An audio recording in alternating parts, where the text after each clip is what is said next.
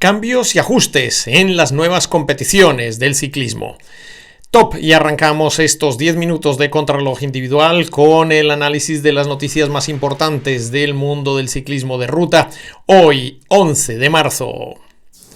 Y arrancamos precisamente analizando los cambios que se han presentado en ejemplo la etapa número 3 de la París-Niza, una contrarreloj individual en la que los tiempos se medían por cada uno de los corredores que llegaba a la línea de meta. Unos cambios que se han visto también en las carreras como la Tirreno Adriático, con ese giro que se hace, ese circuito final en las etapas que empieza a convertirse ya en una tradición en las diferentes competiciones que se organizan a lo largo de esta temporada. Vamos a ver esos cambios, qué implicaciones tienen y cómo podrían afectar el futuro del ciclismo.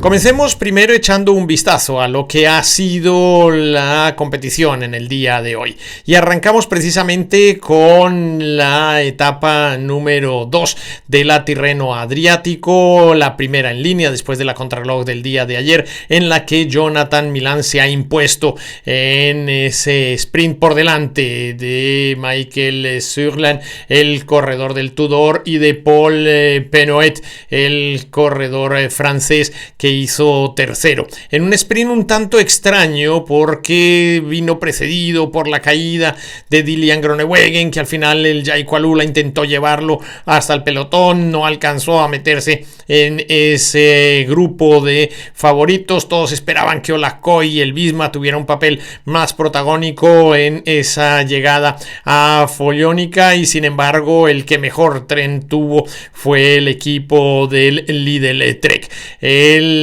primer paso por la línea de meta ya había sido absorbida la escapada, donde Emanuele Tazzotti estuvo casi 115 kilómetros escapado. Luego se unieron dos corredores del Polti y al final, a falta de 18 kilómetros en ese primer paso por la línea de meta de Follonica, ya había sido absorbida la escapada en el pelotón. Se empezó a partir de ahí a trabajar con mucha velocidad, se produjeron varias caídas, la retirada de Gaudu, que luego hablaremos de la situación que está teniendo él de enfrentamiento con Brunel, el corredor francés que se impuso en el trofeo Montserrat, pero Gaudu se vio obligado a retirarse precisamente por una caída y posteriormente otra caída en la que Valgren y Groenewegen se vieron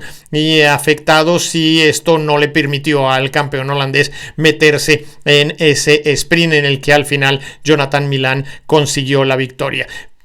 Pipo Ganna sigue siendo líder de la carrera, pero ha descontado un segundo Juan Ayuso, que es uno de los favoritos para la etapa de mañana, larguísima de 236 kilómetros y que terminará en una ascensión sumamente dura. Veremos si ahí es donde tiene que dar la talla el corredor español al servicio del equipo de los Emiratos Árabes. Así que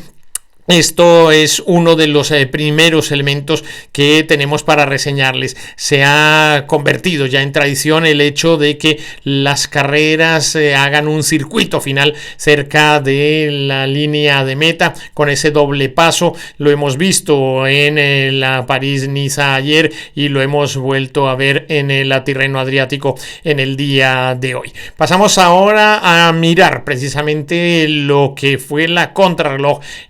por equipos de la tercera etapa de la París-Niza con esos nuevos cambios. Habitualmente lo que sucedía en las contrarreloj por equipos, se medía el tiempo a partir de la quinta rueda que cruzaba la línea de meta. En algunas carreras era el cuarto corredor que cruzaba la meta, o sea, la primera rueda del cuarto corredor que cruzaba la línea de meta. Desde el año pasado, ya en la misma París-Niza, se impuso este nuevo cambio en el que los tiempos se tomarían de forma individual. Eso provocó, por ejemplo, en el caso de hoy, que la mayoría de los equipos intentaran llegar con los dos corredores favoritos de cada una de las escuadras en el menor tiempo posible. Esta es la razón por la cual el Team Visma-Lease Bike llegó con Matteo Jorgensen y con Jonas Vingegaard. También lo hicieron el resto de los equipos, eligieron a sus dos corredores corredores favoritos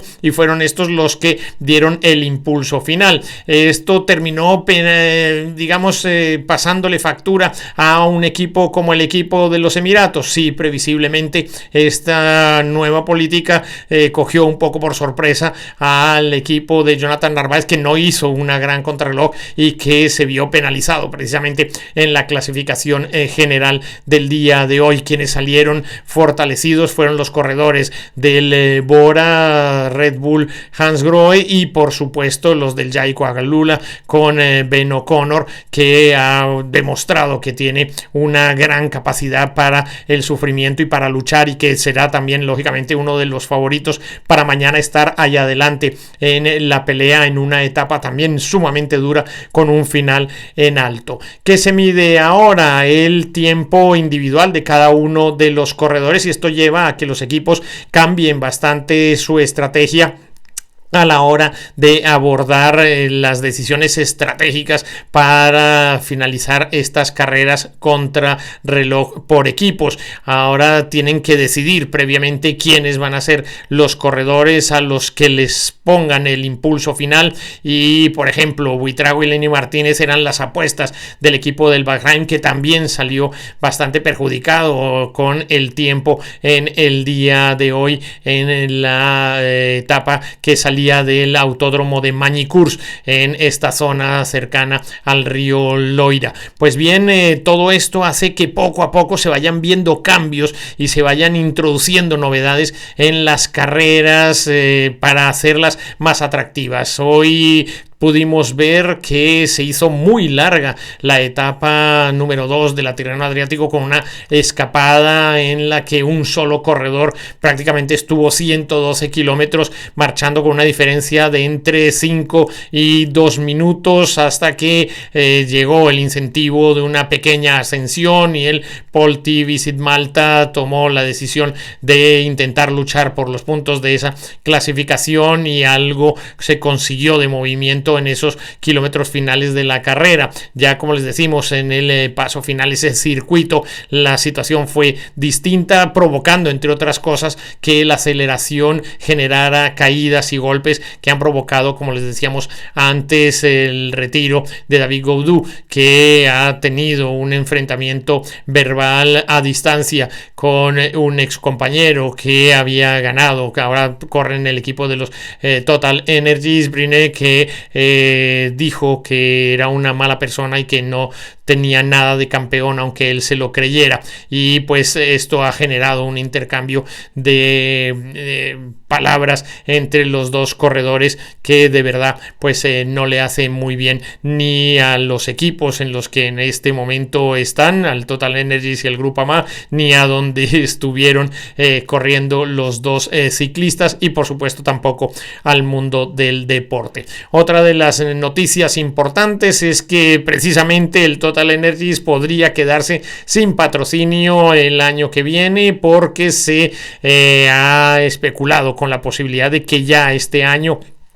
o a comienzos del 2026 el Total Energies empiece a patrocinar al actual Ineos. Esto dejaría a la estructura que actualmente lleva este nombre, la estructura del Vendée, pues sin patrocinador, y tendrían que buscar pues nuevamente un sponsor, una marca que apoyara a este equipo en el que pues han militado corredores, por ejemplo, como Peter Sagan. Todo esto dentro de los cambios de estructuras que se han venido presentando en las últimas semanas. Recordemos el anuncio que hizo también el Rabobank de entrar nuevamente a patrocinar el equipo del Visma Leasabay a partir del Tour de Francia. Es decir, que todos estos cambios en las estructuras de soporte, de apoyo y de patrocinio hacen que haya también muchos movimientos, mucha tensión en el pelotón en general, por lo que va a ser el futuro de algunas de estas estructuras que seguro se van a ver penalizadas, y otras que van a reforzar su posición, como es el caso del Ineos, que al llegar este nuevo patrocinador, pues lógicamente reforzará su posición, su presupuesto, e intentará nuevamente ocupar lugares preeminentes dentro del pelotón. Así que con con esta información nosotros nos despedimos, siempre extendiéndoles la invitación para que nos acompañen en bicicleta. Yo soy Iñaki Berrueta.